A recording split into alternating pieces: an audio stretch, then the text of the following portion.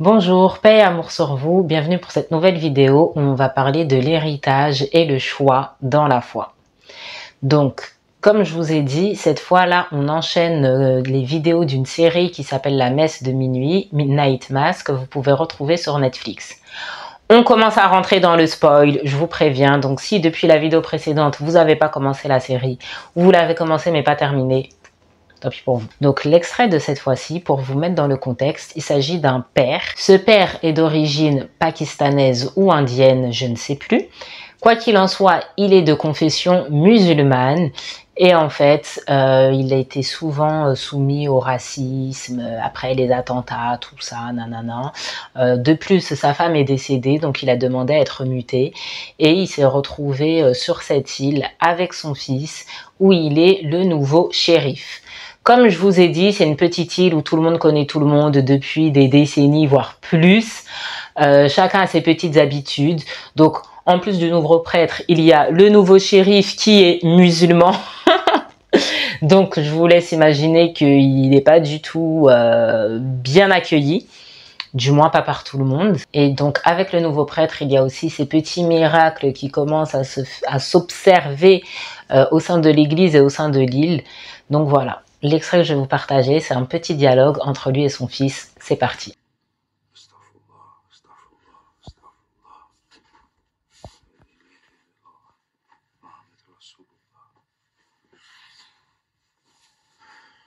Can I talk to you? Sure. I wanted to go to St. Patrick's Sunday, just to check it out. Why? Everyone from my school goes there, so I just... No, they don't. Well, a lot of them do. So I thought it would be cool to go see what it's about. No, I don't think so. There's no good reason for me not to. There's an excellent reason. You're not a Christian. Well, that wasn't up to me, was it? None of this has been up to me. You didn't ask me if I wanted to be a Muslim. You are a Muslim. You didn't ask me if I wanted to move here. You never asked me about anything. You're the one who decided to become a Muslim for mom, and you're the one who decided to move here because your precinct was too fucking racist and you just couldn't vote. Hey. It's always been up to you, Dad. You make the decisions, you. But now that we're here, and these things are happening, these... What things? You know what things. Son, I know Lisa Scarber's recovery, her misdiagnosis. Okay, I know that's a compelling thing. Dad, I know Lisa pretty well, actually, and her case is... It's a miracle, okay? It just is. No, that isn't how it works, Ali. That isn't how Allah... Do you know what it does? Well, pancreatic cancer does to someone. Would you like me to tell you? Because I don't want to. I never, ever want you to know what she went through. I bear that for both of us. And that's right. She kept her faith. She honored him to her last moment. And if God really worked that way, if he decided that he was going to heal some people and not others, if he chose to spare some and not others, if he handed Lisa Scarborough a miracle, but let a child die of a brain tumor across the way on the mainland. No, that's not how it works, Ali. It's not. That's not how God works. No matter how exciting the stories are at St. Patrick's, or the Buddhists, or Scientologists, it's not magic. It's not.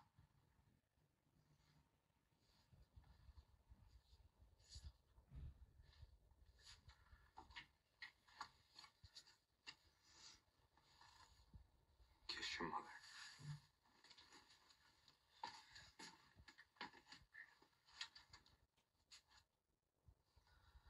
Tomorrow we can talk about it more if you'd like. Param, param, param, param, param. J'ai pas blagué sur cet extrait. Hein. Quand je vous dis regardez cette série, c'est des pépites. Si ce genre de sujet vous intéresse en tout cas, mais bon, si vous êtes sur ma chaîne et notamment sur cette playlist à attendre à chaque fois que je sorte une vidéo, c'est que bon, vous êtes la cible de ce genre de série. Par où commencer? Je crois que je vais prendre la vidéo par étapes. Donc tout d'abord, le fait que le fils demande à aller à Saint-Patrick, qui est le nom de l'église, et que son père lui dit « Pourquoi tu n'irais ? Tu es musulman » et que lui, il répond « Mais j'ai pas choisi d'être musulman. » Le choix et l'héritage dans la foi. Donc son père lui dit qu'il n'est pas chrétien, de ce fait, il n'a aucune raison d'y aller. Donc pour commencer, le père, il comprend pas la curiosité de son fils par rapport au miracle qu'il y a à Saint-Patrick et notamment du fait que l'origine vient d'une autre religion. Pour ma part, déjà, le cœur de cet extrait, au-delà du choix religieux sur lequel je vais me concentrer, c'est la génération. La génération, on a un petit Gen Z là. Qui est face à un homme de la génération X en fait. Vous connaissez ce choc des générations, donc lui il est là dans la nouveauté, il est né aussi dans cet environnement de melting pot, je dirais, interreligieux, etc. Donc cette curiosité, c'est pas parce que je m'intéresse au quotidien ou à la culture d'autrui que je vais renier qui je suis et d'où je viens, c'est de la bonne curiosité. Et le père qui ne comprend pas, même si je n'ai pas plus d'infos que vous, c'est le seul moment où on en parle dans la série, son fils lui répond « Toi-même, tu es devenu musulman pour maman ». Donc c'est le seul moment où il fait allusion à ça, donc je ne sais pas si, le père est peut-être lui-même converti, voilà, enfin bon. Quoi qu'il en soit, il a sûrement grandi quand même dans son petit environnement, ses petites habitudes, sa petite routine, comme le fils lui fait sentir, quoi. Déjà, cette curiosité pour une autre culture, une autre religion, ça soulève un point, dans le sens où c'est quelque chose d'assez nouveau auquel on voit le père n'a pas été confronté du tout et qui le choque, parce que pour lui ça veut dire que tu t'intéresses à ça, forcément tu vas te renier. Et ça c'est vrai qu'auprès des plus jeunes, je trouve, bon là c'est son fils unique, mais qu'auprès de la Gen Z, ça reste moins compliqué. Moi je trouve que c'est vraiment ma génération, les 80-90 là, où on est venu là avec des nouveautés. La plupart de ma génération sont les aînés en fait d'une fratrie, donc sont les premiers enfants de parents issus de l'immigration. Voilà, il y a beaucoup de bagages derrière, ça veut dire énormément de choses. Donc il y a la team qui s'est soumise clairement, et puis à un moment s'est réveillée là vers 30 ans, plus 40 ans en général, en mode no well en fait c'est pas comme ça, etc. Et puis, tu as ceux qui ont été rebelles, en fait, dès le début. Et où les parents, dès le début, en fait, ont fait face à ce choc dans l'éducation, en fait. Le fait de vouloir éduquer un enfant dans la culture ou dans certaines valeurs très traditionnelles en étant dans un pays où on est tous ensemble. Et là, je vais pas vraiment m'attarder dessus, mais je trouve ça intéressant qu'ils aient mis ce petit conflit, en fait, d'intérêts. Parce que, encore une fois, même si moi j'estime qu'aujourd'hui c'est quelque chose qui se voit moins, en tout cas en 2024, je trouve sincèrement que le fait de fréquenter, d'avoir des amis d'une autre origine ou de vouloir sortir, etc. avec des personnes qui partagent peut-être pas le même quotidien que nous, c'est plus facile. Vraiment. Même, je ne sais même pas, là je vous dis ces mots-là, je sais pas quel âge vous avez derrière, mais il y en a même peut-être qui vont se dire mais pourquoi elle parle de ça, ça a jamais été un problème tant que c'est dans l'amitié. Après c'est peut-être si on veut se marier ou autre. C'est pour ça que je dis, je sais pas c'est en quel terme, enfin ça dépend de l'âge que vous avez parce que sincèrement, moi je suis d'une génération où après c'était propre à certaines familles, c'est pas tout le monde, mais c'était assez répandu quand même. Ou, enfin voilà, je veux dire, parlons clairement, même entre noirs, arabes, etc., c'était, voilà, les fréquentations, les parents faisaient attention aux origines des personnes que tu fréquentais, mais clairement. Et là, je vous parle d'origine, alors en termes de religion, etc., là, c'est encore autre chose. Tu pouvais parler, rigoler, on est dans les mêmes classes, donc c'est normal, je veux dire, voilà. Mais si la camaraderie commence à pousser un peu plus, là, mais en fait, c'est qui lui? c'est l'enfant de qui, il fait quoi, c'est comment, pourquoi tu traînes avec lui, et dès que, voilà, je sais pas, moi, t'as fait une petite bêtise, une petite mauvaise note, c'est un tel qui t'a influencé, oui, mais puisque tu sais, chez eux, c'est plutôt... Ça commence à être compliqué. Voilà. Donc déjà, là, on a ce premier frein en mode, pourquoi tu vas aller là-bas, pourquoi tu t'intéresses à une autre religion. Donc là, je vais me concentrer sur la religion aussi, où là, je pense que jusqu'à aujourd'hui, c'est un combat très présent. Je trouve que là, on a une ère, à une période où c'est un peu une nouvelle version de guerre religieuse, une nouvelle version de guerre spirituelle. Clairement, ça s'observe.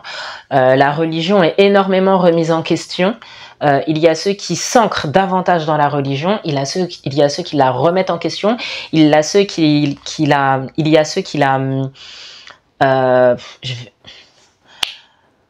réécrivent. Je sais pas comment dire ça, mais je sais pas, il y a des nouvelles lois, des nouvelles interprétations, voilà. Nouveauté, on va dire, de vision religieuse aussi qui se fait observer, et ou même des jeunes, voilà, des très jeunes qui sont de la génération de ce jeune homme vont commencer vraiment à tout remettre en question, pourquoi j'y vais, pourquoi je m'y intéresse. Ce n'est pas parce que toi, mon père, tu m'as mis au monde et tu es de telle confession que ça m'oblige à moi l'être. Ce n'est pas mon choix à moi. Et là, on revient en fait encore à cette identité du je qui prime sur l'identité du nous et de la communauté. Là, on n'est plus dans une communauté, on n'est plus dans un... Quoique vis-à-vis de la série, on n'est plus dans une vision communautaire, on est dans une vision individuelle. Et pourquoi je dis quoique au niveau de la série, comme je vous ai dit, c'est un petit village, tout le monde connaît tout le monde, nanana, nanana, nanana. Donc déjà, le papa musulman là, il est super rejeté parce que c'est un étranger. Donc bon, il y a clairement le racisme aussi d'origine. Mais en plus, il n'est pas de notre confession. Et c'est pour ça que je vous dis pas pour tout le monde, parce que lui, il partait du principe, oh voilà, on est religieux, on va se comprendre dans nos principes. Mais non. En plus, il y a une scène, il me fait trop de la peine, il est à l'école. Bon, bref, regardez la série. Et il y avait une réunion parents-prof, là, bon, bref. Et donc là, on voit que la communauté, quand même, influe. C'est-à-dire que ce jeune homme, il est dans cette identité du je, j'ai mon cheminement, etc. Mais son cheminement est influencé par quoi? Par un communautarisme. S'il aurait continué, je sais plus, ils viennent d'où, je sais plus, mais il viendrait de, on va dire, New York. S'il aurait continué à évoluer à New York dans un quartier purement pakistanais ou indien, en tout cas un quartier oriental, est-ce que son cheminement du jeu aurait été pareil? Est-ce que son identité, puisque c'est sûr que voilà, c'est assez générationnel et puis c'est l'adolescence, allait ressortir, mais est-ce qu'elle allait ressortir sur ces points-là? Est-ce qu'elle allait forcément ressortir sur un point religieux? Ou elle allait ressortir sur d'autres choses? Peu importe, mais sur d'autres choses. Vous voyez ce que je veux dire? Donc en fait, même dans cette quête de je me cherche, c'est pour ça que je vous dis, on est interdépendants des uns des autres. Ce côté, moi je me suis fait tout seul, je me suis découvert, j'ai fait mon cheminement. On ne se fait pas seul. Il y a toujours une influence, aussi microscopique soit-elle. Donc là, en fait, dans ces questionnements religieux, dans cette ère de quel est mon choix dans la religion, qu'est-ce que je choisis, j'observe d'autres croyances, j'observe d'autres cheminements, j'observe d'autres interprétations, j'observe des interprétations qui sont différentes de la mienne, dans la forme, mais dans le fond, sont communs à moi. Qu'est-ce que c'est? Là, pour venir sortir un peu de la série et parler un peu plus de la réalité de ce qu'on vit, notamment les afrodescendants. Il y a aussi ce questionnement, pas forcément de d'autres religions, par exemple, musulmans, christianisme, judaïsme, on entend un peu moins parler, mais pas forcément au niveau à ces niveaux-là, mais ce sera peut-être d'un point de vue plus spiritualité ancestrale, donc les traditions ancestrales, mais mes ancêtres, avant les religions, en quoi croyaient-ils, quelle était leur foi, quels étaient leurs rituels, et quand bien même la religion est arrivée, qu'est-ce qui est aligné à moi, voilà, il y a toutes ces questions. Comme je vous ai dit, moi je suis pas là pour vous dire une vérité, oui, c'est ça qu'il faut faire, ouais, eux ils ont tort, ceux qui parlent comme ça, non. Enfin, mais c'est pour poser tout ça, toutes ces réflexions sur la table, et si vous êtes concerné, vous dire qu'en fait vous n'êtes pas seul, puisque franchement, en fait, moi-même en tant que coach, j'ai souvent des clientes, enfin souvent, Un peu moins maintenant, c'est pour ça que je dis que c'est peut-être générationnel aussi, ça dépend de l'âge en général de mes clientes, mais ce questionnement dans le rapport à la foi est souvent dans cette découverte. Une cliente en particulier, qui se reconnaîtra peut-être, je me souviens que ces grands questionnements venaient justement au fait de découvrir une nouvelle culture. Voilà, le fait de, bon là je parle de la culture française of course, mais le fait de, voilà, c'est une découverte de la culture française, le fait de fréquenter des personnes qu'elle ne fréquentait peut-être pas avant dans son pays d'origine, etc. Et tout ce nouveau plein d'informations, et il y a beaucoup de points communs, il y a beaucoup de choses qui se rejoignent parce qu'en fait, rien n'est inventé. Je veux dire, l'homme est homme. Enfin, ce que je veux dire par l'homme est homme, c'est que vous pensiez que nous sommes descendants d'Adam et Ève ou que vous prenez la théorie de l'évolution, on a le même père, on a la même mère. Enfin, ce que je veux dire par là, c'est que on est tous liés. Premiers hommes viennent d'Afrique, etc. Donc, il y a eu un endroit, un continent, une terre où l'humanité a commencé, puis s'est propagée. Donc, si l'humanité a commencé quelque part, puis s'est propagée quelque part, c'est-à-dire que la foi, la spiritualité a commencé quelque part, puis s'est propagée. Vous voyez où je veux en venir? Donc, quel que soit le véhicule que vous avez aujourd'hui, c'est normal qu'il y ait tous ces points communs. C'est normal qu'il y ait un fil conducteur. C'est normal qu'on retrouve des définitions, des mots, une compréhension. Dans la vidéo précédente, je vous parlais de cette notion de répétition, que ce soit à travers la croyance de la réincarnation, donc de purifier son âme, de se réincarner et de purifier son âme jusqu'à qu'elle soit blanchie et ensuite rejoindre le tout, ou cette notion pour les religions d'enfer, donc de châtiment qui se répète jusqu'à que l'âme soit pure et donc rejoigne du coup Dieu. Donc voilà, il y a toujours des notions qui vont être, on va dire, qui vont se manifester différemment, qui vont être incarnées différemment, qui vont être expliquées par le verbe différemment, mais qui dans le fond, on voit des petites touches comme ça qui se rejoignent. Donc pour en revenir à ce jeune homme et à la série, c'est que il y a cette jeunesse qui est ouverte qui découvre plein de choses, et puis notamment, bon là c'est pas le cas, mais aussi avec internet, le monde se fait encore plus petit, on a accès à encore plus d'informations, donc ça attise cette curiosité de vouloir comprendre, de vouloir voir, de vouloir palper, et ça peut déranger, oui. Moi je dirais pas que ça dérange, mais il faut comprendre la peur du père, parce que pour le père c'est un inconnu. Maintenant on va passer de l'autre clan là. J'ai saucé un peu que oui, mais c'est normal, il faut découvrir, il faut apprendre. Et puis vous voyez, au final, on a tous le même discours dans le fond, même si la forme est différente. Comprenons le papa. Le papa, lui, voilà, il a ses habitudes, comme je vous ai dit, il a sa petite routine. Puis miskin, il a perdu sa femme. Il est là, il se retrouve dans un village. Il a quitté des collègues racistes pour se retrouver encore dans un village de racistes. Il est veuf, il est là, il éduque un fils. Et maintenant, dans tous ses problèmes quotidiens, son fils lui dit toi là, ta religion, tout ça là, ça m'intéresse pas. Il se dit donc même là, ma femme, elle doit se retourner dans sa tombe. C'est chaud. Là, il n'y a plus rien qui va. Dans mon foyer, ça va plus. Dehors, au travail, ça va plus. Voilà. Et comme je vous ai dit, c'est générationnel aussi. C'est-à-dire que cette remise en question, il faut accepter au bout d'un moment, il faut accepter que il y a l'art et la manière d'amener des sujets, notamment pour une génération ou un âge où ces remises en question ne sont pas quotidiennes. Parce que vous pouvez dire, oui, mais moi aussi, il y a des choses où... Oui, mais 80, 90 ou même Gen Z, là, 2000 et plus, on vient d'une génération, bon, on a l'habitude de se remettre en question. Donc même si, voilà, on reste des êtres humains et parfois on reste un peu têtu, mais la remise en question sera toujours plus rapide que celle de nos parents ou grands-parents, en fait.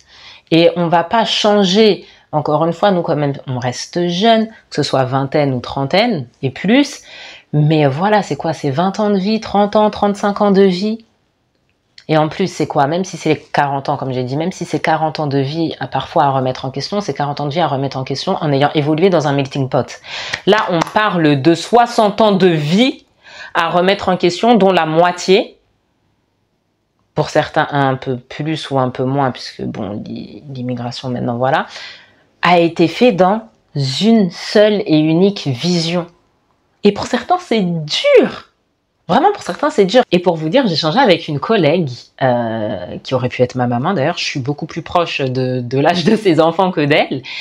Et elle m'expliquait que, ah bah tu sais, mon fils, ma belle-fille, elle est comorienne. J'ai dit, ah bon, et tout, non, non, non. Et je vais pas rentrer dans les détails, mais justement, elle m'expliquait ces incompréhensions, justement, par rapport au fait dans les mariages interreligieux. Ces incompréhensions dans le sens où elle tolère ça et elle ne comprend pas l'intolérance en fait par rapport à ça. Ou dans le sens où même si elle ne tolère pas, elle part du principe que bon,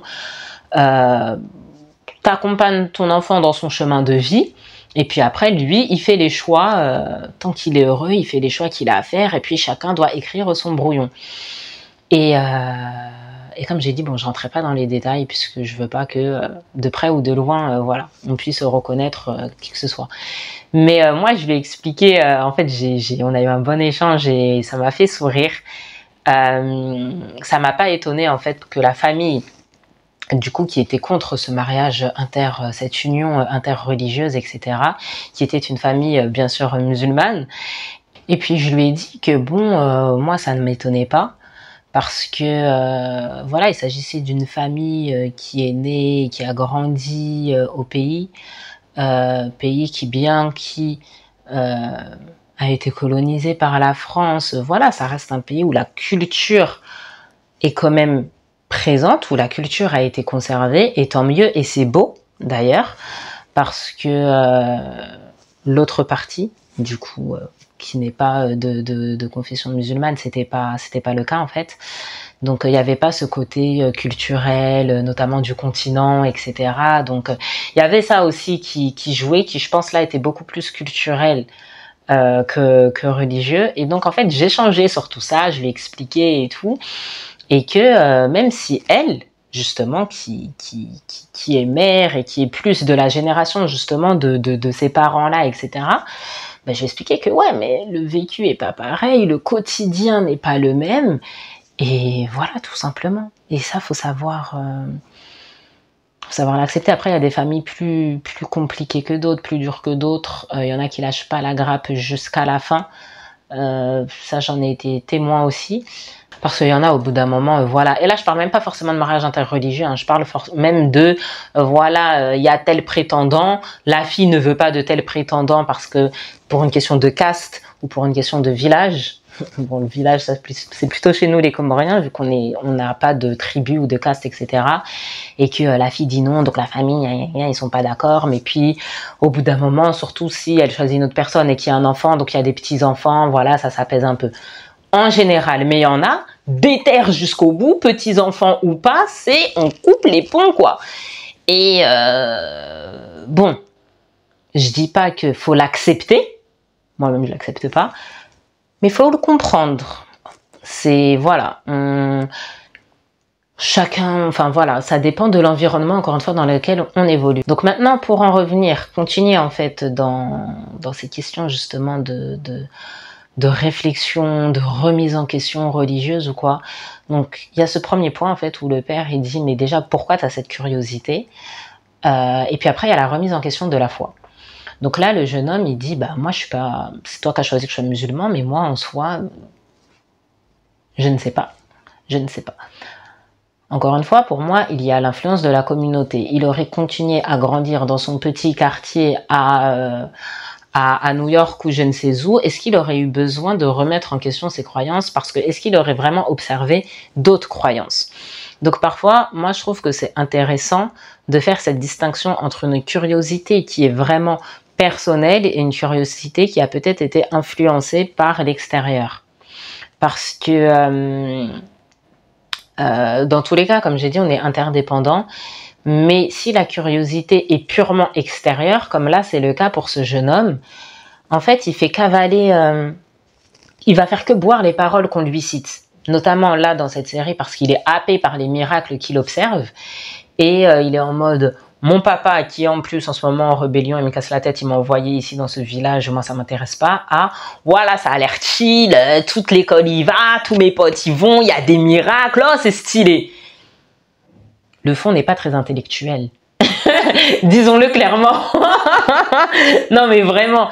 Donc, en tout cas, si vous êtes dans ce cheminement, parfois, posez-vous là à 3 heures du matin, honnête avec vous-même et vous dire, bon, c'est puisque, voilà, j'ai peut-être été élevé dans une famille où tu sors pas, après l'école, tu restes là, tu bouges pas, Et là-bas, les règles, elles ont l'air un peu plus fun. Je peux fréquenter des filles, je peux fréquenter des hommes, je peux faire ceci, je peux faire cela. Tout n'est pas forcément carré. Soyez honnête avec vous-même et parfois, poussez. Moi, sincèrement, ce que j'invite souvent à faire, c'est toi, en fait, ce que je dis souvent à mes clientes, c'est voilà, tu me balances plein de trucs de oui, j'ai vu, j'ai entendu, j'ai lu un jour une vidéo, mais toi, tu te poses, tu as ce dialogue avec le tout. Qu'est-ce qui en ressort? Et quelle question, à quelle question as-tu besoin de réponse? C'est vraiment ça, en fait, pour moi, qui est important de pousser. Donc, lui, c'est juste, oh, ça a l'air stylé, je vais chiller avec mes copains, et puis même qui je suis. Enfin, en plus, voilà, c'est un âge où qui je suis, d'où je viens, tout ça, voilà. Moi, je suis persuadée qu'encore une fois, on aurait pris le même personnage à New York, là-bas, là. Il y aurait eu de la rébellion, mais ce serait pas pareil. Ce serait pas pareil. Ou même s'il y a de la rébellion sur la culture, etc., mais ce serait pas aussi poussé. Hors sujet, pas tant que ça, quoique. La série... comment elle s'appelle? C'est Miss Marvel, c'est ça? L'héroïne, la nouvelle héroïne, là, de Marvel, tout ça, blablabla, la petite, là. Elle aussi, elle a sa phase de rébellion. Elle aussi, elle est là en mode, oui, mais la culture, là, je peux pas sortir, moi, je peux pas chiller avec mes... Donc, il y a cette phase-là, mais elle n'est pas aussi poussée que lui parce qu'elle reste quand même dans un environnement, sa meilleure amie, elle est voilée, tout ça. Vous voyez ce que je veux dire? Donc, l'environnement, c'est important.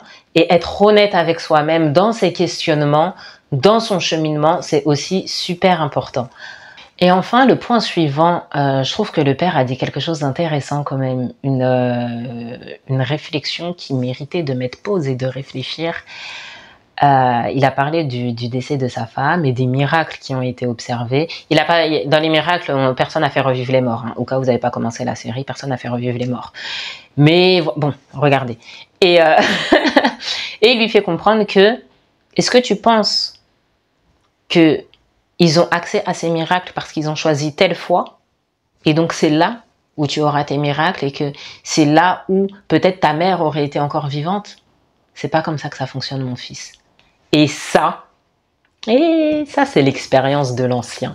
Ça, franchement, même moi, je me suis posée, j'ai dit waouh. Parce que bon, même si j'étais pas dans ces questionnements-là, mais j'ai trouvé ça très beau, en fait, comme point à amener. Que les miracles ou les bienfaits ne se posent pas selon le fait que parce que tu as choisi telle foi ou parce que tu es dans tel cheminement, donc toi, t'es élu et je choisis de faire vivre ta mère et toi, tu n'es pas élu, donc je choisis de te mettre telle épreuve. Et voilà, il a dit c'est pas comme ça que ça fonctionne. Et j'ai trouvé cette réflexion en fait très belle parce que ça appelle encore une fois cette notion de lâcher un peu la logique. J'en avais un peu parlé dans la vidéo précédente, mais j'avais pas approfondi plus que ça.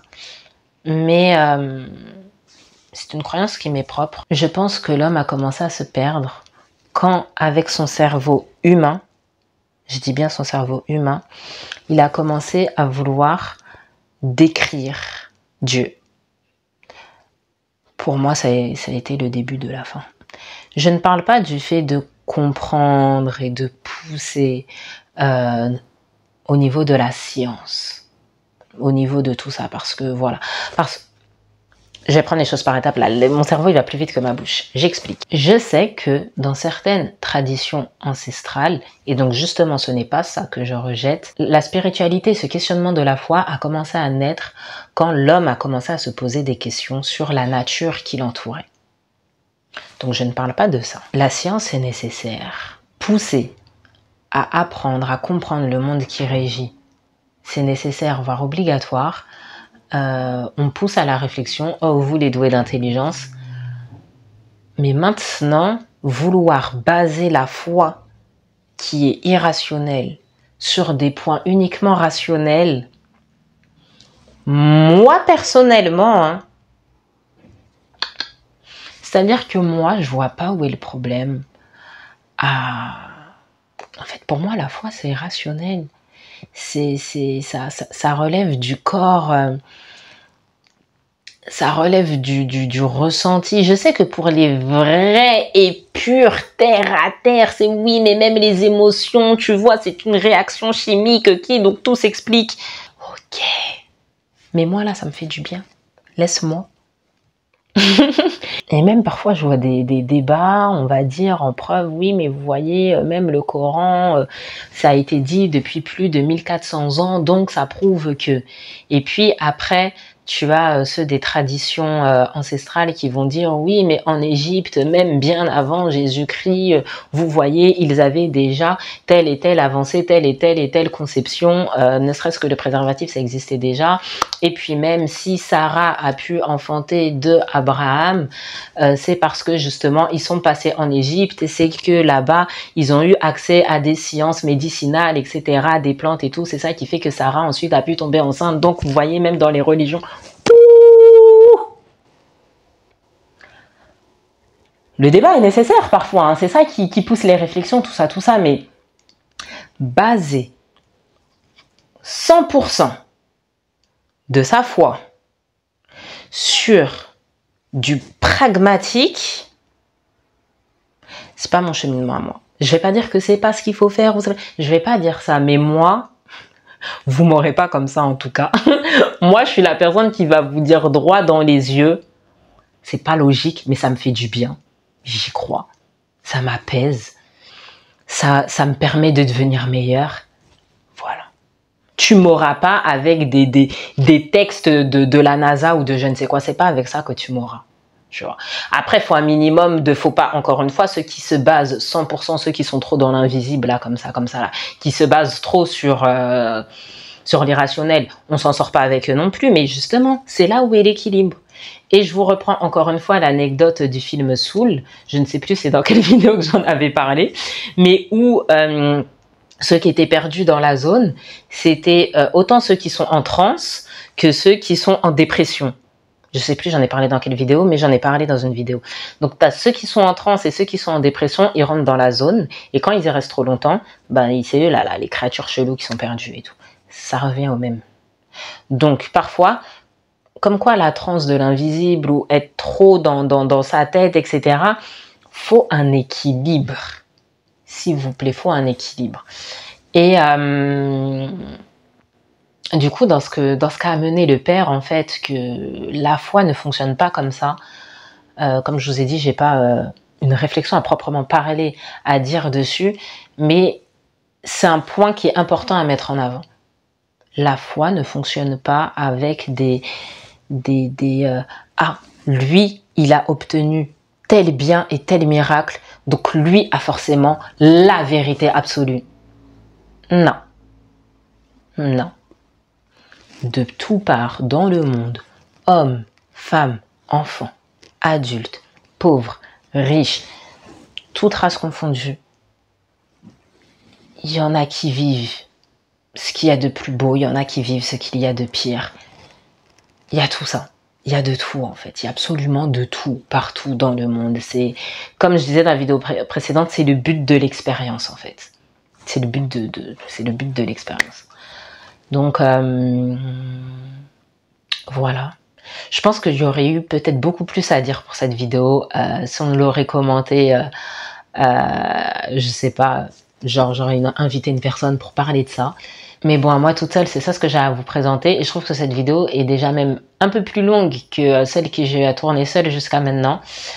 Et voilà. Donc, comme je vous ai dit, si vous vous attendez là à avoir une... Oui, bah tu vois, faut choisir sa foi ou l'héritage ou ceci ou cela dans ma vidéo. Non. Moi, tout ce que j'ai à vous dire, c'est que il n'y a pas tout à rejeter dans la culture. Faut arrêter là. Faut arrêter. Nos parents, nos grands-parents, Ce sont pas ce sont pas des mauvaises personnes. Ça aussi, c'est important. Faut voir en fait que, enfin, voilà. Bon, après, je sais pas de quelle famille vous venez, mais c'est pas des. Ce n'est pas parce que aujourd'hui, là, je parle vraiment, vous l'aurez compris, de cette guéguerre tradition ancestrale religion. C'est pas parce que ils ont fait les choix qu'ils ont fait, qu'ils ont eux-mêmes hérité de leurs parents et grands-parents et tout ça, tout ça. Ce sont des êtres mauvais et perdus et ça les aide dans leur quotidien et ça leur rend meilleurs. De la même manière que vous, dans le choix que vous faites, l'important c'est que vous soyez une bonne personne pour autrui, pour vous-même, et que tant que ça vous rend meilleur. Et pour conclure, je vais parler du cheminement, en fait, comment ça a fini en fait pour ce jeune homme. Il fait son chemin, mais il pousse son délire à fond. Son père est désespéré. Son père est désespéré et ce qui se passe dans la scène finale, en fait, spoil alerte. En fait, à un moment, ils sont tous à l'église pour voir le miracle final ou le truc. Enfin, suivez la série encore une fois. Et le père, là, qui fait partie de ceux qui combattent quand même jusqu'au bout, il rentre dans l'église et il va chercher son fils. Et il est en mode, hey, mon fils, reste pas là. Là, ça va devenir chaud et tout, reste pas là. Et son fils, il fait, non, moi, je reste, je veux voir et tout. Non, non, non, non, non, non. Et il y a une créature qui apparaît. Mais je vais pas, voilà. Il y a une créature qui apparaît et tout. Et je vous jure, j'ai vu cette scène moi-même. Parce que la façon dont la créature apparaît, tu la vois pas venir. Elle est là. Moi-même, j'ai vu cette scène, j'ai fait là, il Et j'ai vu le truc, j'ai dit, mais, tu vois ça? En fait, tu te mets dans le contexte de la série et tout. Je dis, mais comment tu dois voir ta vie défiler? Je me dis, mais à ce moment-là, c'est là où on voit la vérité venir. En fait, c'est quoi ton réflexe? En fait, je me demande, bon, au-delà du fait de se défendre et tout, s'il y avait un instinct comme, enfin, il y a de la survie là qui rentre en jeu. Mais tu te positionnes comment? Donc le fils là, quand même, il a commencé à flipper. Et puis même là, ça commence à partir un peu en bain de sang et tout. Bon, je vais pas vous expliquer, je vais pas pousser le contexte pour pas tout vous raconter non plus.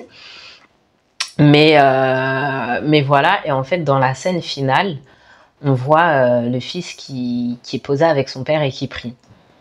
Et donc déjà, c'est pour ça que moi, je vous ai dit, là, sa réflexion, elle était grave dans le chill et la vibes. C'était pas très intellectuel, son truc. Parce que si ce qui l'a fait revenir à l'islam, c'est « Ah, il y a des créatures cheloues là-bas, en fait, et tout », c'est que d'un côté, ça prouve que là-bas, en fait, il y a du paranormal. Et donc, en fait, si c'était ça, t'inquiète, moi, c'est ça. C'est que lui, son truc, c'était vraiment, il y a des miracles, il y a des trucs, oh, l'invisible, non, non, non. Là, tu l'as vu, ta créature chelou. Là, tu l'as vu, ton invisible. Donc, pourquoi tu t'essayes pas de, je sais pas, gérer la sorcellerie qu'il y a derrière, de gérer la science qu'il y a derrière. Mais t'es là, ouh, non, là, ça commence à devenir chaud et je vais retourner sur mon tapis de prière. Quand même. Bref. Non, mais c'était mignon. La scène finale, je l'ai trouvée super, je l'ai trouvée mignonne quand même. Quand vous faites vos réflexions là, vraiment posez-vous, soyez sincère avec vous-même. Et si ça part d'un chill ou d'une bonne vibes, etc., parce qu'en fait, vous êtes frustré là où vous êtes assis. Le problème, c'est pas... C'est les... Comment dire? En fait, soyez authentique avec vous-même. Ça aussi, c'est un truc. Parfois, on aime trop rejeter la faute sur un système de pensée. Voilà, on aime trop rejeter la faute sur un système de pensée alors que... parfois, les gens, ils se frustrent tout seuls, quoi. Ou c'est, vas-y, là-bas, c'est plus chill, ça va être plus cool. Et puis, je n'aurai pas cette culpabilité-là, donc c'est là où je me pose. Et là, c'est là où je pousse vraiment à la réflexion de la relation à vous-même, la relation à soi-même, ta relation, ta verticalité, quel est ton lien avec lui en toute authenticité. N'aie pas honte de qui tu es. Parce que si c'est pour balancer des responsabilités là, juste puisque là-bas on peut s'allonger, non, c'est pas ça. Surtout qu'en vrai, même si je devais parler avec un langage spirituel et ancestral, dans tous les cas, il faut savoir se protéger. Ce que je veux dire par là, c'est que c'est pas parce qu'il n'y a pas des règles noir sur blanc qui sont écrites que c'est la fête au village aussi. Ce que je veux dire par là, c'est que les énergies, ça se préserve ça se protège. Une lumière, ça se distribue aussi, ça se partage. Il y a le langage de l'amour qui est universel, le langage du partage, le langage de l'aumône, le fait de se protéger, de ne pas se mélanger avec n'importe qui. Enfin, voilà, encore une fois, c'est pas parce que c'est pas écrit noir sur blanc que c'est la fête au village dans d'autres endroits. C'est pour ça que vraiment, là je vais parler cash, je sais pas s'il y en a, ils vont mal le prendre, mais faut faire la distinction entre votre frustration personnelle et des choses qui sont dues à un système de valeurs ou à un système de croyances. Je vais conclure sur ça. Et je pense que ce jeune homme, c'est un exemple parfait. Enfin, en tout cas, il faut aller jusqu'au bout de la série, mais là je vous expliquais comment ça a terminé. Pour lui au final. Donc vous comprenez mieux un peu ma conclusion ou ce que je pense en tout cas vis-à-vis de lui. Et puis on se dit à une prochaine fois pour une prochaine vidéo.